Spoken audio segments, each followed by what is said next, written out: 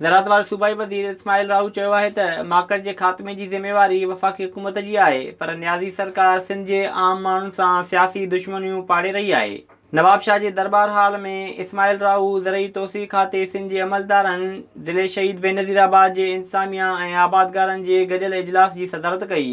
उन मौक़े ते ज़िले शहीद बेनज़ीराबाद, ज़िले सांगड़, थरपारकर, सखर ऐं ॿियनि ज़िलनि जे आफ़ीसरनि सूबाई वज़ीर खे पंहिंजनि पंहिंजनि इलाइक़नि में फ़सुल ते थियल माकड़ जे हमलनि ऐं नुक़सान बाबति ब्रीफिंग ॾिनी। इजलास खे ख़िताब कंदे ऐं मीडिया सां ॻाल्हाईंदे इस्माइल राहू चयो त वफ़ाक़ वटि 3 जहाज़ आहिनि जेकी सिंध खे ॾिना वञनि त जीअं माकड़ जो ख़ात्मो आणे सघिजे। हुन चयो त तमामु जल्द सिंध जूं समूरियूं शुगर मिलूं कमंद जी पीड़ाई शुरू करे ॾींदियूं। ईंदड़ कुझु ॾींहंनि में कमंद जे अघ बाबति इजलास पिणु घुराए फ़ैसिलो कयो वेंदो। इस्माइल राहू चयो त सिंध में कंहिं बि कंपनीअ खे इजाज़त न आहे त उहा सिंध जे ज़राअत खे नुक़सानु पहुचाए ऐं अहिड़ियुनि जाली कंपनियुनि ख़िलाफ़ सख़्तु क़दम खंयो वेंदो। ज़राअत वारे सूबाई वज़ीर चयो त सिंध हुकूमत अवाम जी चूंडियल आहे, हू सूबे जे अवाम खे बेयारो मददगार न छॾींदा।